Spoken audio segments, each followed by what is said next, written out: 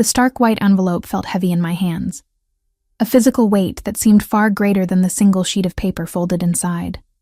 I sat at my mahogany desk in the back office of the Zanarello Gallery, the only sound in the room being the low hum of the climate control system designed to protect the millions of dollars worth of canvas and oil paint waiting in the showroom. My thumb traced the embossed logo of the medical center on the corner of the envelope. I didn't need to open it again.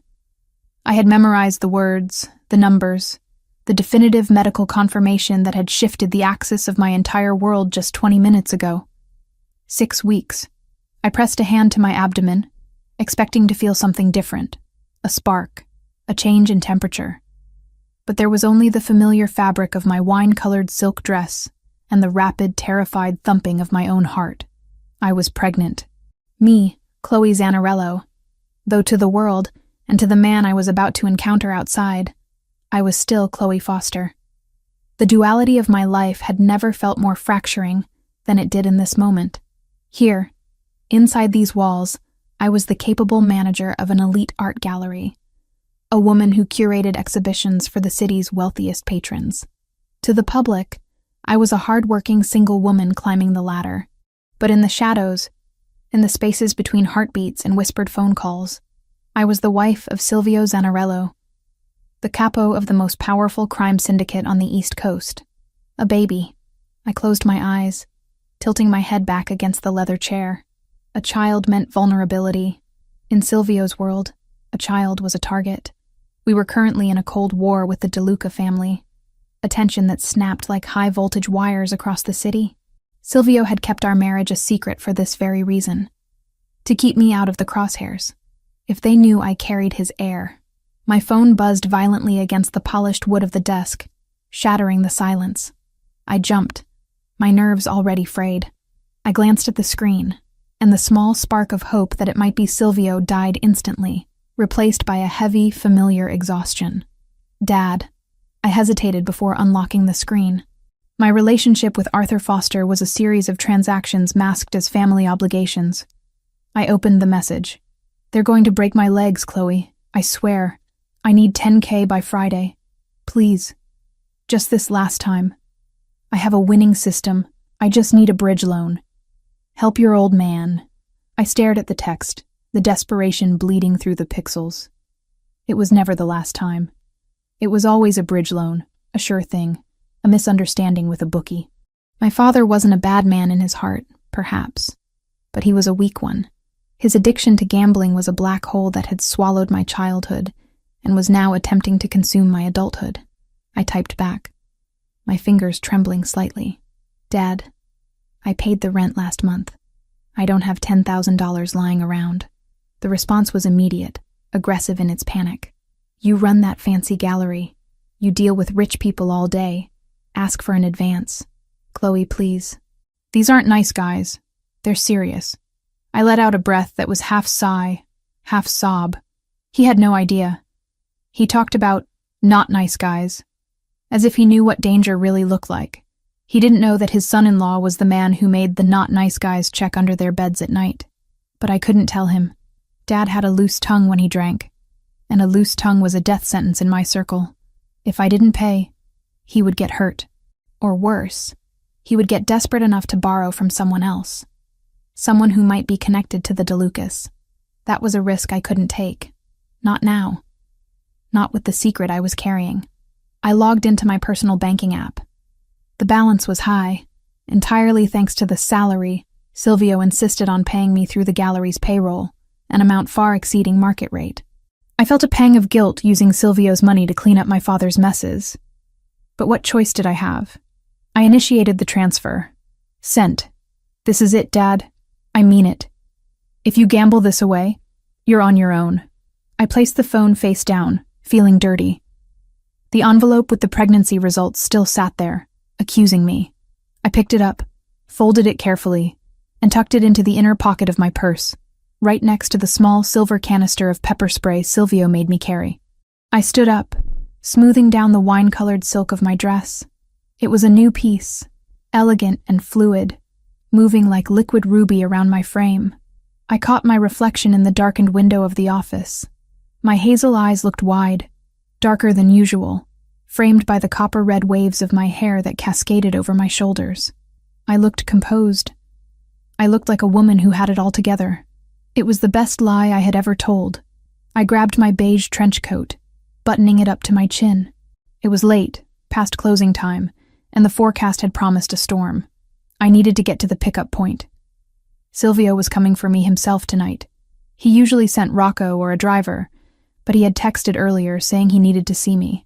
The mere thought of him, his intensity, the way he looked at me as if I were the only anchor in his chaotic sea, made my knees weak. I keyed in the security code, locking the gallery. The heavy glass doors sealed with a reassuring thud. I stepped out onto the sidewalk, and the city assaulted me. The wind was biting, carrying sheets of freezing rain that instantly soaked the hem of my trench coat. It was a miserable night, the kind where the streetlights blurred into streaks of neon on the wet asphalt. I huddled against the building, scanning the street for the familiar profile of Silvio's armored black SUV. The street was mostly empty, save for a few taxis splashing by. Well, look at what the cat dragged in. The voice came from the left, stepping out of the shadows of the neighboring awning. My stomach dropped. I knew that voice. It was the voice that had criticized my clothes, my laugh, and my dreams for 3 years before I finally found the courage to leave. Brandon. I turned slowly. He was leaning against the brickwork, looking like a caricature of his former self. His blonde hair was slicked back with too much product, wet from the rain. He wore a suit that was too tight, trying to project wealth he didn't have, and his smile was a jagged thing, sharp and unpleasant. Brandon, I said, my voice flat. What are you doing here? I was in the neighborhood. He lied smoothly, pushing off the wall to stand closer to me. He smelled of stale beer and expensive cologne. A nauseating combination. Saw the lights go off. Figured little Chloe was closing up shop. I'm leaving, Brandon. Go away. He chuckled, stepping directly into my path. I tried to sidestep, but he mirrored my movement, blocking me. The street was deserted. A spike of fear went through me, not just for myself, but for the tiny life inside me. My hand drifted toward my purse, toward the pepper spray. Feisty, he sneered. He looked me up and down, his gaze lingering on my legs where the trench coat had parted slightly. You look tired, Chloe. Ragged. This job must be running you into the ground. I'm fine, I said through gritted teeth. Move. I heard about your dad, he said, dropping the bomb casually. I froze. What? Brandon smirked, enjoying the reaction. Word gets around. Arthur is in deep with some heavy hitters. I heard he was begging for cash all over town today. Let me guess. Dutiful daughter Chloe bailed him out again. That is none of your business. It makes it my business when I see you wasting your life. He snapped, his voice losing its fake charm. He took another step, invading my personal space. You left me because you said you wanted more. You wanted a real life. And look at you. Standing in the rain, waiting for a cab, paying off your loser father's debts. He reached out, his fingers digging into the sleeve of my coat. I tried to pull away, but his grip was surprisingly strong. Let go of me, I warned, my voice rising. Or what? He laughed, a cruel barking sound. You're going to call the police? I'm just catching up with an old flame. He leaned in closer, his face inches from mine. Be honest, Chloe. You're miserable. You made a mistake leaving me. I'm about to close a huge deal. I could take care of you. I could actually help you with your dad, instead of you throwing money into a pit. I don't need your help, I spat, struggling against his grip. I'm not the same person I was, Brandon. No? He tightened his hold, shaking me slightly. You look the same, scared. Alone. He leaned back, looking at me with a mixture of pity and arrogance that made my blood boil. Tell me, he mocked, his voice dripping with condescension. Still single? The headlights swept over us before I could answer. Twin beams of blinding white light cut through the rain, illuminating the falling droplets like diamonds. A massive black SUV screeched to a halt at the curb, the tires hissing on the wet pavement. It didn't park. It stopped with the aggressive precision of a predator cutting off an escape route. Brandon squinted at the lights, shielding his eyes. Great. Your Uber is here, but we aren't done talking. The driver's side door didn't open. The rear passenger door flew open. A man stepped out. He didn't run. He didn't shout. He unfolded himself from the vehicle with a terrifying, fluid grace. Silvio Zanarello stood 6'3" in the pouring rain, ignoring the water soaking into his bespoke Italian suit. He didn't look at the traffic. He didn't look at the buildings. His dark, almost black eyes were locked onto Brandon's hand, the hand that was still gripping my arm. Silvio's face was a mask of stone. No anger, no rage. Just a cold, absolute void that was infinitely more terrifying than any scream. He moved across the sidewalk in 2 long strides. "Hey, buddy, back off. This is a private—" Brandon started, puffing his chest out. He never finished the sentence. Silvio didn't punch him. He didn't push him. He simply reached out and clamped his hand over Brandon's wrist, the one holding me. Brandon let out a strangled yelp as Silvio applied pressure. It wasn't a struggle. It was mechanics. Silvio squeezed and I heard the sickening pop of cartilage. Brandon's knees buckled, and he released me instantly, doubling over, clutching his wrist to his chest. "Ah! You broke it! You crazy psycho, you broke my wrist!" Brandon screamed, stumbling back against the brick wall, his face draining of color. Silvio didn't blink.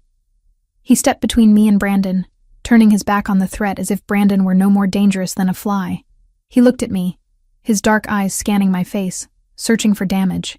"Did he touch you anywhere else?" Silvio asked. His voice was low, a rumble of thunder that vibrated in my chest. It was deadly calm. "No," I whispered, my breath hitching. "Just my arm." "I'm okay, Silvio." Silvio nodded once, then slowly turned back to Brandon. Brandon was sliding down the wall, cradling his arm, tears mixing with the rain on his face. He looked up at Silvio, and for the first time, I saw true primal fear in my ex-husband's eyes. He realized, too late, that he wasn't dealing with a jealous boyfriend. He was dealing with a monster. "Do you know who I am?" Silvio asked softly. Brandon shook his head frantically. No, look, man, I was just talking to her. We used to date. It was a misunderstanding." Silvio took a step closer. Brandon flinched violently. "She is not single," Silvio said, each word precise, like a bullet casing hitting the floor.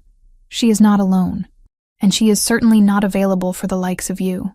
Silvio leaned down, bringing his face level with Brandon's. The rain plastered Silvio's black hair to his forehead, making his sharp features look even more severe. He looked like a fallen angel, beautiful and devastating. "The air you breathe right now," Silvio whispered, loud enough for only us to hear, "is a courtesy I am extending to you. Do not test my generosity again." "I won't," Brandon sobbed. "I swear, I'm going." Silvio straightened up, his disgust palpable. He didn't touch Brandon again. He didn't need to. He had reduced the man who had tormented me for years into a weeping puddle on the sidewalk in under 30 seconds. Silvio turned to me, and the ice in his eyes melted instantly, replaced by a searing warmth. He reached out, his large warm hand cupping my cheek, his thumb brushing away a raindrop, or maybe a tear. "Get in the car, tesoro," he murmured. The Italian endearment, my treasure, rough and tender in his mouth. "You're freezing." He guided me toward the open door of the SUV, his hand firm on the small of my back. I slid onto the leather seat, the warmth of the interior wrapping around me like a blanket. Silvio followed me in, pulling the door shut and sealing out the rain, the city, and Brandon. The silence inside the armored vehicle was absolute. The driver, a thick-necked man named Enzo, kept his eyes forward, the partition glass raised. It was just us. My heart was still hammering against my ribs, the adrenaline crashing into the reality of what had just happened. I looked at Silvio. He was brushing the water from his jacket, his jaw set tight. I could see the tension radiating off him in waves. He was furious, not at me, but at the situation, at the fact that I had been exposed. "I'm sorry," I said quietly. "He was just waiting there. I didn't know. Don't apologize." Silvio cut me off, though his tone was gentle. He reached across the seat and took my hand, his grip possessing. He looked at my wrist where Brandon had grabbed me. There was already a faint redness there. Silvio's eyes darkened, a flash of violence returning to his gaze before he suppressed it. He lifted my wrist to his lips, pressing a soft kiss to the skin. I should have been here sooner. I should have had men posted at the door. You can't guard me every second of the day, Silvio, I said, though tonight proved maybe he should. I can, he countered, his eyes meeting mine. And I will.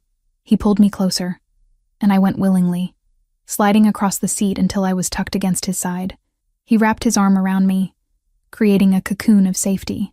I rested my head on his shoulder, inhaling the scent of him, rain, expensive wool, and the faint metallic tang of danger. I thought about the envelope in my purse, the secret that lay between us. Tonight had been a close call. If Brandon had been someone else, if he had been a DeLuca associate sent to kidnap me, I shivered, and Silvio's arm tightened. We have a problem, he said, his voice changing, shifting from husband to boss. I pulled back slightly to look at him. What kind of problem? The route to the estate is compromised, he said. Enzo picked up chatter. There are spotters on the highway. We can't go home tonight. My blood ran cold. The DeLucas? Likely, Silvio said. We're diverting to the penthouse. It's secure. We have supplies there. He looked at me, his expression unreadable. You're trembling. Was it him? Did he say something else to you? I shook my head. No, just the cold. It was a lie. I was trembling because the walls were closing in. My father was being threatened. My ex-boyfriend was stalking me and knew about my father's debts. The DeLucas were hunting us on the highway, and amidst all this death and chaos, I was growing a life.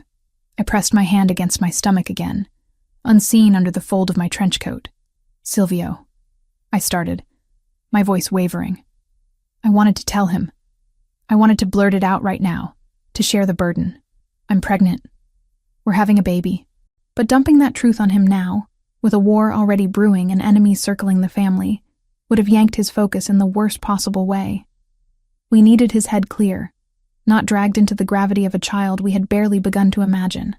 But then he pulled his phone out, his brow furrowing as he read a secure message. Rocco is meeting us there. We need to purge the security team. Someone talked. He looked so stressed, the weight of the organization crushing down on his broad shoulders. If I told him now, while we were fleeing to a safe house, while he was hunting a traitor, it might be the distraction that gets him killed. He needed to be sharp. He needed to be the predator I saw on the sidewalk. What is it, Chloe? He asked, sensing my hesitation. He put the phone down, giving me his full attention. I swallowed the truth back down. Nothing, I lied. Just, I'm glad you came when you did. I don't know what I would have done. Silvio leaned in, his forehead resting against mine. I will always come for you. You are my life, Chloe. Without you, none of this matters. His words were meant to be comforting, but they only added to the weight in my chest. If I was his life, what would happen when he found out I had endangered it by keeping this secret? And what would he do to the world to protect the child we had made? The car sped through the rain-slicked streets, carrying us toward safety. But I knew the storm was only just beginning. As we turned a corner, the city lights played across Silvio's face, illuminating the hard lines of a man who commanded armies. I closed my eyes and prayed that his strength would be enough for all three of us. Inside my purse, the phone buzzed again. Another message. I didn't check it, but I knew. It was my father, or maybe Brandon. The past wasn't letting go, and the future was arriving faster than I could handle. Enzo, Silvio commanded. Take the lower tunnels. I don't want to be seen on the bridge. Yes, boss. We descended into the dark underbelly of the city, leaving the rain behind, but taking the danger with us. I gripped Silvio's hand tighter, and he squeezed back. An unbreakable promise in the darkness. But promises were easy to make. Keeping them in a world built on blood and betrayal was a different story entirely. As the tunnel lights flickered overhead, a wave of nausea hit me. Morning sickness arriving early, triggered by the stress. I swallowed hard, willing it away. I couldn't be sick. Not now. Not when I had to be strong. I had to play the part of the supportive wife, the partner, not the liability. "Are you sure you're okay?" Silvio asked, his perception uncannily sharp. "You're pale. Just the adrenaline wearing off," I whispered. "I just need to rest." "Soon," he promised. "We'll be safe soon." Safety. It was such a fragile word. I looked at the man I loved, the father of my unborn child, and wondered if we would ever truly know what it meant again. The interior of the armored SUV was a sealed capsule, separating us from the chaos of the storm and the violence that had just erupted on the sidewalk. The silence was heavy, not with awkwardness, but with the dense, suffocating weight of unsaid things. I watched the city blur past the tinted, bulletproof glass, the neon lights stretching into long ribbons of color against the wet pavement. My wrist, where Brandon had grabbed me, throbbed with a dull ache, a physical reminder of the past I couldn't seem to shake. Silvio sat beside me, his large frame filling the space. He hadn't spoken since we entered the tunnel. He was staring straight ahead, his jaw locked tight enough to grind stone. His hand, however, was resting on my knee, his thumb tracing slow, rhythmic circles against the fabric of my coat. It was a grounding touch, a tether keeping me from floating away into panic, but I could feel the tension vibrating through him. It was a low-frequency hum of lethal energy that hadn't yet dissipated. "Let me see it again," he said, his voice breaking the silence. It was low, rough like gravel. I hesitated, then turned my arm over. He pushed the sleeve of my trench coat up with careful precision. The red marks from Brandon's fingers were beginning to darken, standing out starkly against my pale skin. Silvio stared at the bruising, his eyes narrowing. I saw a flash of that same cold void I had witnessed on the street, the look of a man who calculated retribution in terms of bone and blood. "It looks worse than it feels," I lied softly, trying to de-escalate the violence brewing inside him. "He didn't hurt me, Silvio. He just startled me." "He touched you," Silvio corrected, his tone leaving no room for argument. He lifted my wrist, pressing his lips to the pulse point, his breath warm against my skin. He put his hands on my wife. "In my world, men have been buried for looking at you the wrong way. He is lucky I only took his wrist." "You did more than take his wrist," I pointed out, recalling the sickening sound of the snap. "You terrified him." "Good." Silvio lowered my hand but didn't let go, interlacing his fingers with mine. His grip was firm, possessive. Fear is a language men like him understand. Respect is foreign to them, but pain is universal. I leaned my head back against the headrest, closing my eyes. I should have been repulsed by the casual violence, by the way he spoke of hurting another human being. But I wasn't. God help me, I wasn't. After years of feeling small, of feeling hunted by Brandon's psychological games and my father's financial emotional blackmail, sitting next to a monster who roared on my behalf felt like safety. It was a twisted, dark kind of safety, but it was the only kind that had ever felt real. The car swerved slightly as we merged onto the expressway, and my stomach lurched in protest. The nausea I had suppressed earlier surged back with a vengeance. I swallowed hard, fighting the urge to gag. It wasn't just the motion. It was the secret burning a hole in my purse, the white envelope, the 6-week-old reality growing inside me. I looked at Silvio's profile. He was already back in boss mode, his eyes scanning the mirrors, his mind likely running through security protocols and potential retaliation scenarios. If I told him now, if I said, "Silvio, I'm pregnant," the focus would shift instantly. He would stop thinking about the DeLucas and start thinking about cribs, doctors, and islands in the Mediterranean where he could hide me. But we weren't safe yet. I could feel it in the way Enzo, our driver, was gripping the steering wheel. I could feel it in the way the car accelerated, pushing the engine to a low growl. To distract him now would be dangerous. A distracted king loses his crown, and often his head. "Enzo," Silvio said, his voice changing pitch, sharpening. "Why are we in the left lane? The exit for the estate is on the right." Enzo didn't look back. His eyes were darting between the rearview mirror and the dashboard navigation. "I'm seeing a blockage ahead, boss. 2 sedans, stationary, lights off, half a mile from the exit ramp." Silvio's body went rigid, He didn't panic. He simply became more alert, like a wolf catching a scent on the wind. He pulled his phone from his jacket pocket, tapping the screen with rapid, efficient movements. "Spotters," Silvio murmured. "They're waiting for the choke point." "The DeLucas?" I asked, the nausea forgotten for a split second as cold fear washed over me. "Or hired guns looking for a payday," Silvio replied, not looking up. "It doesn't matter who they are. What matters is they know where we live." He pressed the phone to his ear. "Rocco. The primary route is burned. We have bogies at the exit. Divert all units. We aren't going home." He listened for a moment, his expression darkening. "I don't care how it happened. Just fix it. Initiate Protocol Black. We're going to the Spire." The Spire. I knew the name. It was the penthouse apartment Silvio owned in the center of the city, a fortress in the sky that he kept for contingencies. We had never stayed there.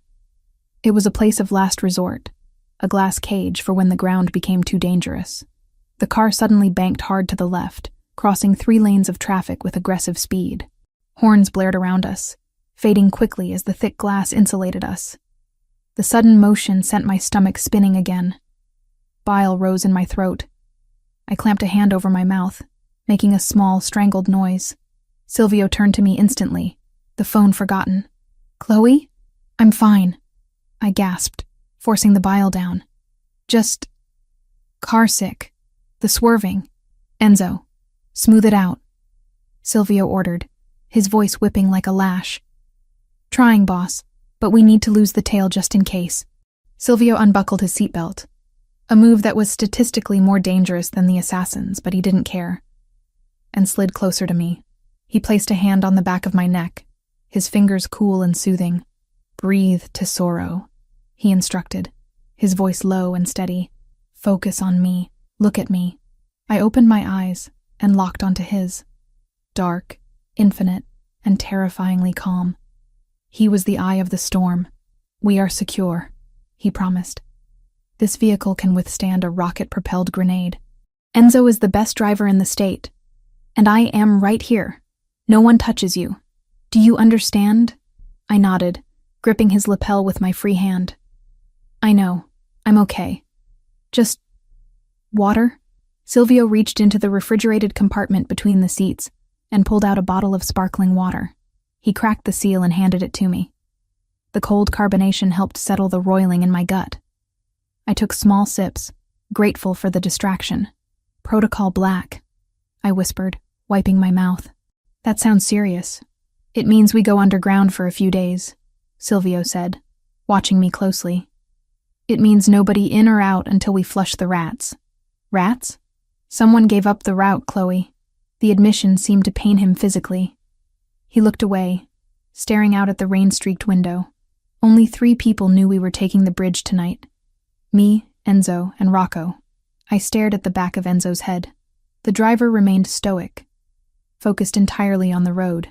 "You don't think—" I started, keeping my voice a whisper. "Enzo is driving the car," Silvio murmured. "If he wanted us dead, he could have driven us into a wall 10 miles ago. And Rocco, I would trust Rocco with my life." "Then who?" "That," Silvio said, his eyes hardening into flint, "is what I intend to find out. But until I do, I cannot trust the walls of our own home." The rest of the drive was a blur of high-speed turns and back alleys. We entered the city center not through the main avenues, but through the service districts, navigating the labyrinth of steel and concrete, like a ghost ship. Finally, the SUV descended a steep ramp into an unmarked parking garage beneath one of the tallest skyscrapers in the financial district. The garage was empty, save for 2 other armored vehicles parked in strategic positions. Heavy steel shutters slammed down behind us, sealing us in. "We're here," Enzo announced, his voice tight. Silvio opened the door before the vehicle had come to a complete stop. He stepped out, scanning the concrete bunker, his hand hovering near the holster beneath his jacket. He offered a hand to me. "Come." I stepped out, my legs feeling shaky.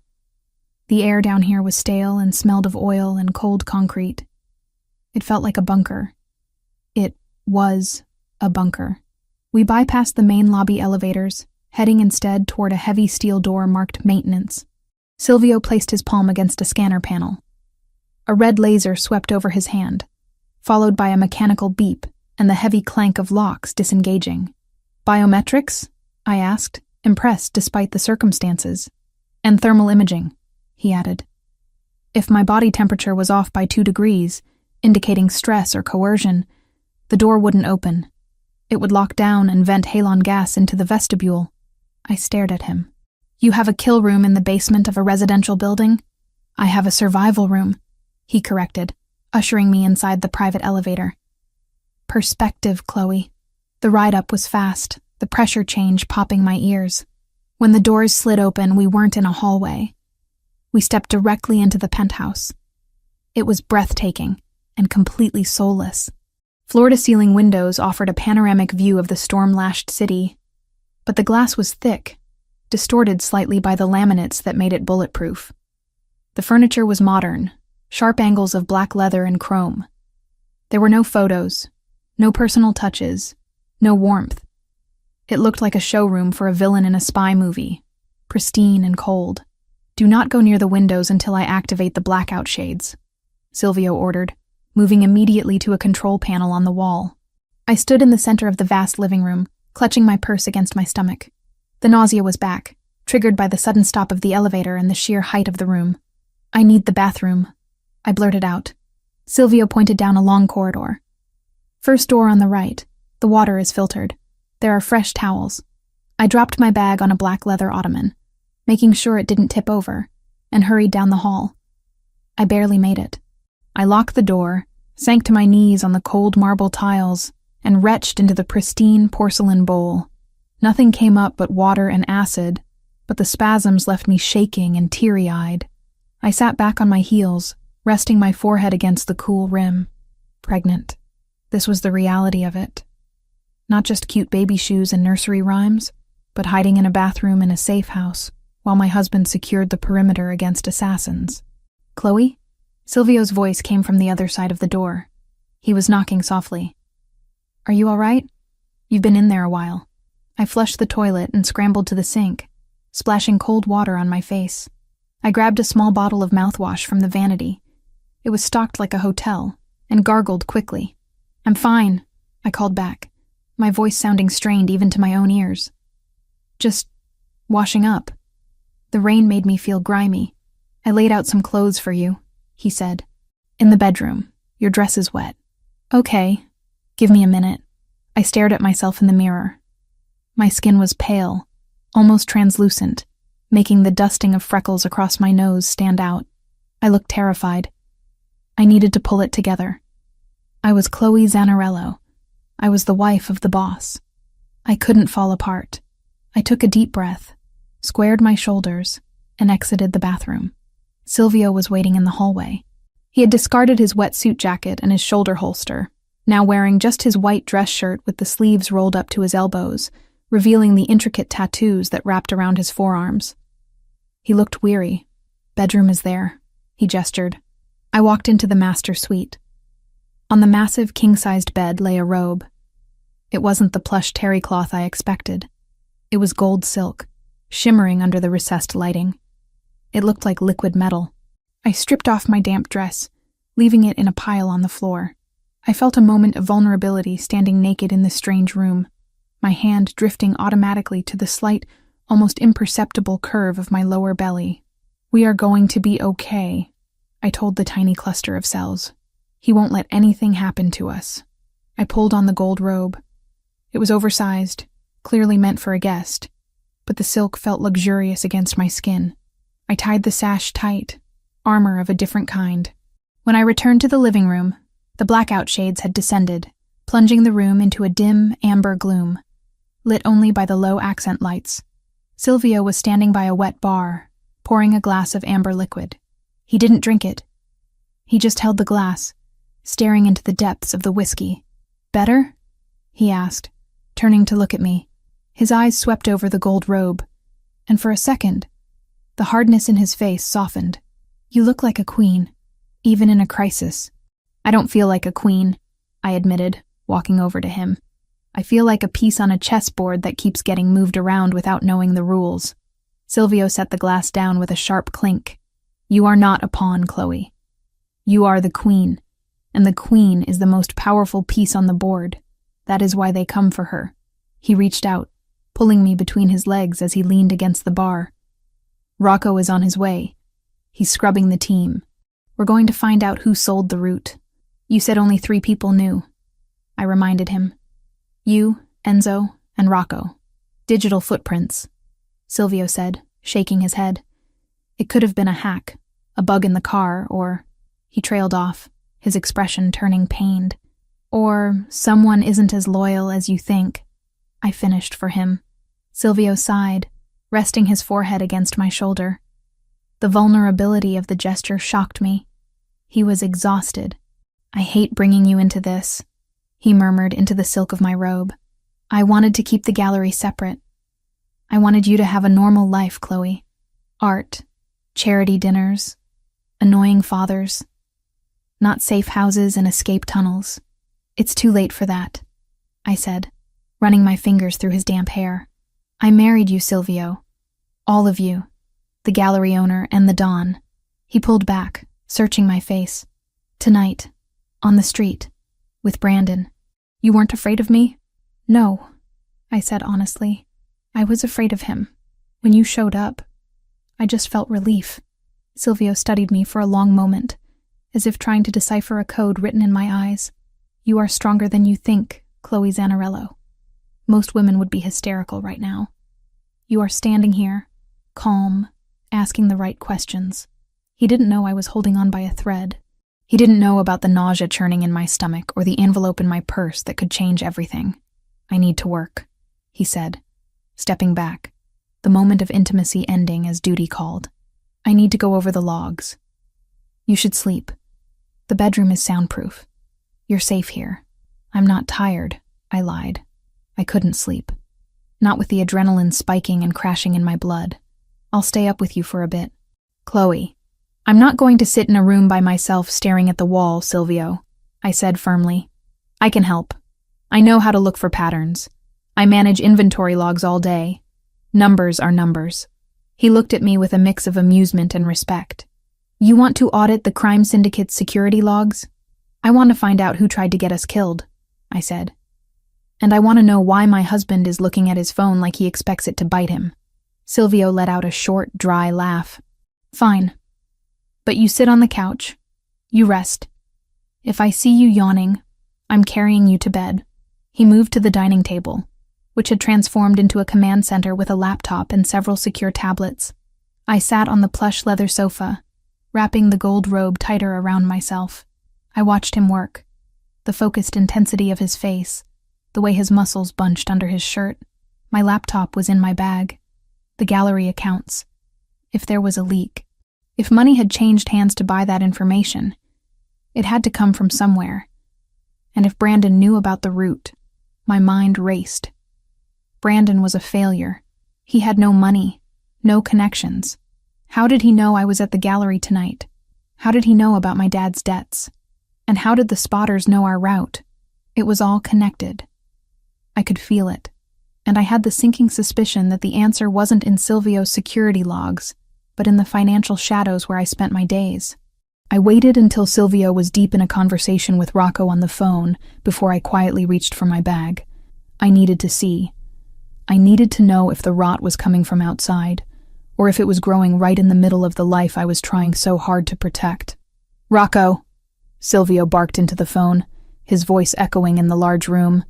I don't care about the encryption. Break it. I want a name. I opened my laptop, the screen glowing blue in the dim room. I want a name too, I thought, and I had a terrible feeling I knew where to look. The heavy steel door clicked shut, sealing Silvio outside in the corridor, and leaving me in the expansive silence of the penthouse. He hadn't wanted to go. I had seen the conflict warring behind his dark eyes, the primal need to stand guard over me, versus the strategic necessity of hunting down the traitor who had almost cost us our lives. Strategy had won, as it always did with Silvio Zanarello. A dead king couldn't protect his queen. I stood in the center of the living room, the gold silk robe shivering slightly against my skin as the air conditioning cycled on. The space felt too large, too empty, despite the presence of the man standing by the elevator bank. Rocco. He was a mountain of a man, broader even than Silvio, with a shaved head and a neck that seemed to merge directly with his shoulders. He stood with his hands clasped in front of him, staring at the elevator doors as if daring them to open. He hadn't moved a muscle since Silvio left 5 minutes ago. "Rocco," I said, my voice sounding thin in the cavernous room. "You don't have to stand there like a statue. The perimeter is secure, isn't it?" Rocco turned his head slowly, acknowledging me without breaking his vigilance. "Boss said watch the door." I watched the door. "You can watch the door from the couch," I offered, gesturing to the leather sectional that cost more than my first car, a comparison I immediately pushed away. It didn't matter what things cost anymore. It only mattered if they were bulletproof. "I'm going to make coffee. Do you want some?" "No, ma'am, thank you." He turned back to the elevator. I sighed, realizing that attempting small talk with Rocco was like trying to interview a brick wall. I walked to the kitchen island, the marble cool under my fingertips. I didn't actually want coffee. The nausea from earlier was still lurking at the back of my throat, a constant, nagging reminder of the secret I was harboring. But I needed a task. I needed to move. I poured a glass of water instead, taking small sips as my mind replayed the events of the night. Brandon's face, twisted in pain and fear. The way he had known about my father's debts. The way he had been waiting outside the gallery, smug and confident, just before our route was compromised. Coincidences were rare in my old life. In Silvio's world, they didn't exist. I looked at my purse, sitting on the counter where I had left it. Inside was my laptop. And the envelope. "I want a name," Silvio had said. He was out there breaking encryption, and likely breaking fingers to find the leak. But Silvio looked at the world through the lens of territories and soldiers. He saw enemies in terms of rival families and hired guns. I saw the world differently. I saw it in ledgers, in wire transfers, in the desperate arithmetic of people like my father who tried to solve subtraction problems with addition. I pulled the laptop out, the aluminum casing cold in my hands.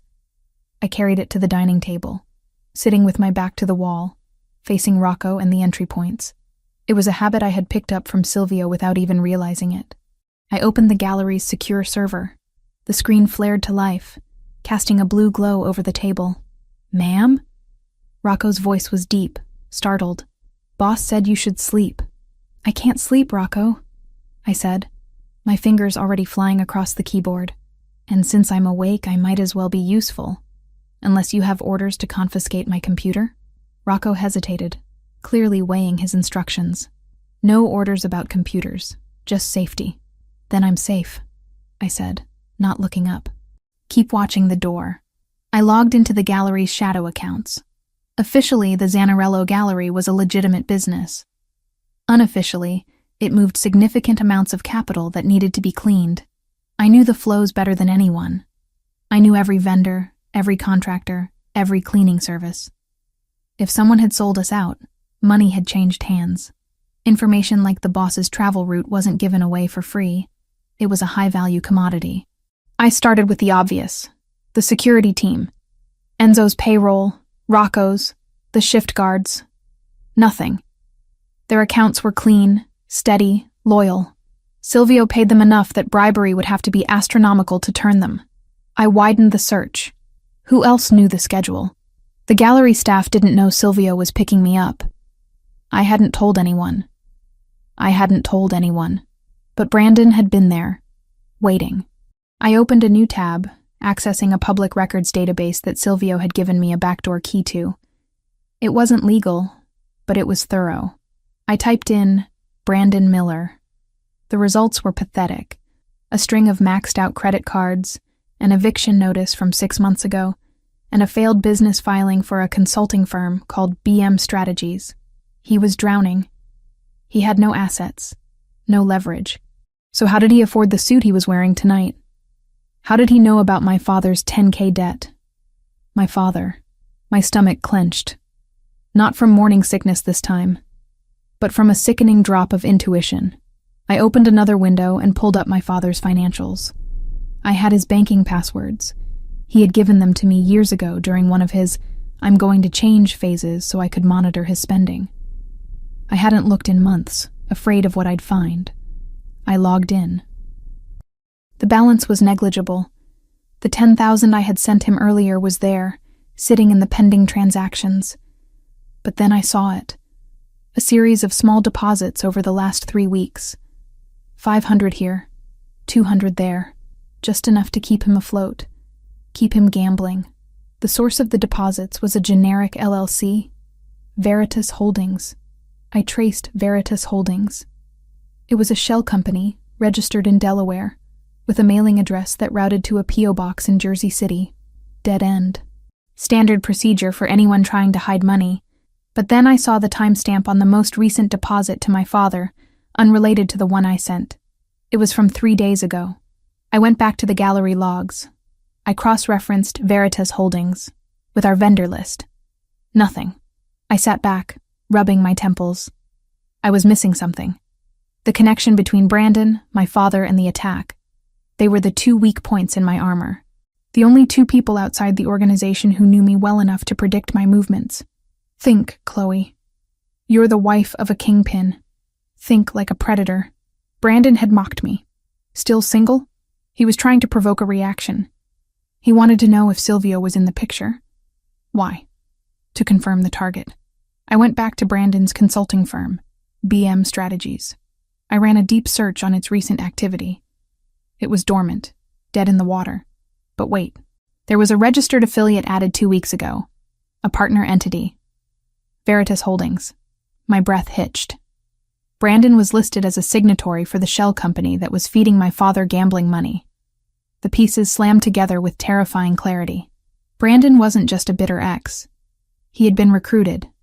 Someone, the DeLucas, almost certainly, had found him.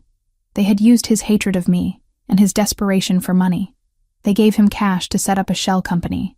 Then, Brandon used that company to feed my father's addiction, buying his loyalty, or, more likely, his loose tongue. My father didn't need to be a mastermind. He just needed to be drunk and talkative. Brandon gets him drunk. Asks about little Chloe. Asks about her rich husband. When does he pick her up? What car does he drive? And tonight, Brandon was the spotter. He wasn't there to win me back. He was there to confirm I was leaving the gallery so the hit squad on the highway knew the timeline. The still single comment wasn't a taunt. It was a verification of identity and accompaniment. I looked at the clock on my laptop. The timestamp of the ambush on the highway matched perfectly with a ping from Brandon's cell phone tower data, which I could see now that I linked him to the shell company. I had the proof. I had the name. "Rocco," I said, standing up, my heart hammering against my ribs. "I need to call Silvio, now." Rocco turned, his brow furrowing. "Boss is in a secure meeting. Radio silence unless it's an emergency." "This is an emergency," I said, grabbing the laptop. "I know how they found us. It wasn't a leak in your team. It was..." The lights went out. It wasn't a flicker. It was an instantaneous, absolute plunge into darkness. The hum of the refrigerator died. The air conditioning unit groaned and silenced. The blue light of my laptop screen was the only illumination in the sudden, suffocating void. "Get down!" Rocco roared, his voice booming in the dark. I heard the distinct sound of a slide racking back on a heavy weapon. Rocco was moving, his heavy boots thudding against the floorboards. "What's happening?" I whispered, dropping into a crouch behind the kitchen island. "Power cut!" Rocco barked. "Systems are down. This isn't a storm outage." The backup generator should have kicked in instantly. The generator didn't kick in. The silence stretched, thick and heavy. They hacked the building, I realized, the horror washing over me. Silvio said this place was a fortress. A fortress with electronic locks. Rocco growled from somewhere near the door. "Ma'am, stay exactly where you are. Do not move." I stared at my laptop. The signal bars in the corner vanished. Wi-Fi was gone. I pulled my phone from my pocket. No service. They were jamming the signals. We were blind, deaf, and trapped in a glass box 50 stories in the sky. "Rocco, they're coming," I said, my voice trembling but my mind surprisingly clear. If they cut the power, they bypassed the biometric scanners on the elevator. I know, he said. I'm watching the elevator manual release. I looked down at myself. The gold silk robe. I was barefoot. I was pregnant. And I was about to be in the middle of a war zone. The baby. A fierce, white-hot instinct flared in my chest. I couldn't just crouch here and wait for Rocco to save me. Rocco was one man. If a team was coming up that elevator, he would be overwhelmed. I needed to get to the panic room. Rocco, the panic room, I hissed. Is it electronic? Hydraulic manual override inside the master closet, Rocco shouted back, never taking his eyes off the entrance. Go, now! I didn't hesitate. I grabbed my laptop, evidence, I couldn't leave it, and scrambled to my feet. I ran toward the hallway, the silk of my robe flowing behind me like a ghost. The darkness was absolute in the corridor, but I knew the layout from the brief tour Silvio had given me. I burst into the master bedroom. I fumbled for my purse on the ottoman where I'd left it earlier. My fingers closed around the strap. The envelope. The medical envelope was inside. I couldn't risk losing it. Couldn't risk it falling out during a struggle. With shaking hands, I ripped the envelope out of the bag. I folded it in half, then in half again, and shoved it inside the bodice of my robe, pressing it flat against my skin, right over my heart, held in place by my bra. It scratched against me, a rough reminder of what I was fighting for. You are not a pawn, Silvio had said. You are the queen. I ran to the walk-in closet. It was massive, lined with shelves of suits Silvio rarely wore. In the back, behind a rack of winter coats, was a false panel. I found the latch by touch, my fingers scrabbling against the wood. It clicked, and the panel swung open. Behind it was a heavy steel door with a manual wheel, like a submarine hatch. I grabbed the cold metal wheel. It was heavy, resistant. I put my shoulder into it, gritting my teeth, straining against the mechanism. It groaned, metal grinding on metal, and began to turn. Crash. The sound of the penthouse front door exploding inward echoed through the apartment. It wasn't the elevator. They had blown the service stairwell access. Contact! Rocco yelled. Then, the deafening rat-a-tat-tat of automatic gunfire erupted in the living room. I screamed, a short, sharp sound that I swallowed instantly. I couldn't freeze. I pulled the panic room door open. It was dark inside. Wait! I stopped. I looked at the dark safety of the steel box. Then I looked back at the bedroom. The safe. Silvio had a wall safe behind the painting opposite the bed. He had shown me the combination.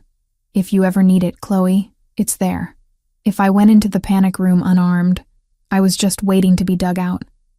If they had tech to hack the building, they might have tech to drill the door eventually. I needed a way to fight back. The gunfire in the living room was intense. Rocco was laying down hate, buying me seconds. I couldn't waste them. I turned away from the panic room and ran back into the bedroom. I scrambled over the bed, knocking a lamp to the floor. I tore the abstract painting off the wall, the canvas ripping. The keypad was faint in the gloom. I punched in the numbers by feel. 1984. The lock beeped. A battery backup, thank God. And the small door popped open. Inside lay a matte black Glock 19 and 2 spare magazines. I grabbed the gun. It was heavier than I remembered from the range session Silvio had forced me to attend. Grip it high. His voice echoed in my memory. Don't anticipate the recoil. Just squeeze. I checked the chamber. Loaded. I grabbed the magazines and shoved them into the deep pockets of the robe. The gunfire in the living room paused. Clear, a voice shouted. Not Rocco's voice. My heart stopped. Check the rooms. Find her. The boss wants her alive, the stranger commanded. Rocco. Was he dead? Had they killed the mountain? I didn't have time to grieve. I slid off the bed and sprinted back to the closet. Footsteps were thudding down the hallway. Heavy, tactical boots. They were coming. I threw myself into the closet, scrambling past the coats. I squeezed through the opening of the panic room. I grabbed the internal wheel to seal the door. A beam of a tactical flashlight cut through the darkness of the bedroom, sweeping across the open closet door. In here! a voice shouted. I spun the wheel. The heavy steel door began to close, the gears mesmerizingly slow. I saw a figure appear in the doorway of the closet, a silhouette against the flashlight beam. He raised a rifle. I didn't think. I raised the Glock, holding it with both hands as Silvio taught me, and fired blindly into the gap. Bang. The recoil jarred my shoulder. The noise was thunderous in the confined space. I didn't see if I hit him, but the figure flinched back, seeking cover. That second was all I needed. I slammed the wheel home. The locking bolts engaged with a heavy, final thud clank. I spun the wheel to jam the lock. I was sealed in. I fell back against the cold metal floor, gasping for air, the gun still clutched in my hand, the barrel smoking slightly. My chest was heaving. I could hear them outside now, muffled shouting, the sound of rifle butts striking the steel door. Open it! Set the charges! I scrambled away from the door, deeper into the panic room. It was a small space, maybe 6 by 6 feet. Emergency lights flickered on, bathing the room in a harsh red glow. There was a bench, a supply crate, and a bank of monitors on the wall. I dragged myself up to the monitors. They were wired to hardline cameras, independent of the building's hacked system. The screens flickered to life. I saw the bedroom I had just fled. 3 men in full tactical gear, faces covered by balaclavas, were examining the panic room door. One of them was setting a strip of C4 explosive on the hinges. They weren't DeLucas. The DeLucas were messy, loud. These men moved with military precision. They were mercenaries, high-end, expensive, and on the floor of the living room, I scanned the other monitor. The living room was a wreck, furniture overturned, drywall shredded. But there was no body. Rocco wasn't there. There was a trail of blood leading behind the kitchen island, but no corpse. He might be alive. He might have retreated. I looked down at myself. The gold robe was stained with dust from the closet floor. My hand was shaking so hard the gun rattled against the bench. I placed it down carefully. I reached into my robe, my hand trembling as I touched the skin over my heart. I pulled out the envelope. It was crumpled, bent at the corners, but intact. I pressed it to my lips. A silent prayer. We are still here, I whispered to the empty room. We are still here. On the screen, the man signaled his team. They were ready to blow the door. I grabbed the gun again and moved to the corner of the room, behind the heavy steel reinforcements. I pointed the muzzle at the door. If they blew it, if they came in, I had 15 rounds in the magazine. I wouldn't go quietly. I was Mrs. Silvio Zanarello. I was the mother of his heir. And I would burn the world down before I let them touch me. Suddenly, on the living room monitor, the elevator doors, the ones that had been hacked shut, forced open with a screech of tortured metal. A hand, large and bloody, gripped the frame. Silvio. He wasn't waiting for the software to be fixed. He had pried the doors open with brute force. He pulled himself into the room, his suit jacket gone, his white shirt stained with grime and... was that blood? He scanned the room, his face a mask of absolute, terrifying fury. He saw the mercenaries in the hallway. He didn't take cover. He drew 2 handguns from his waistband and began to walk forward, firing with a rhythmic, mechanical cadence. Bam, bam, bam. I watched on the screen, mesmerized. He was death incarnate. He was my husband. Silvio. I breathed, my hand touching the cold screen. The mercenary at my door turned, hearing the commotion behind him. He didn't have time to react. I watched as the battle for my life began, separated by 3 inches of steel and a black and white monitor. But in my mind, I was running the numbers again. Brandon, the shell company, the timing. If we survived this, if Silvio survived this, the person responsible wasn't going to get a trial. I gripped the gun tighter. Come and get me, I thought. My husband is home. The monitor flickered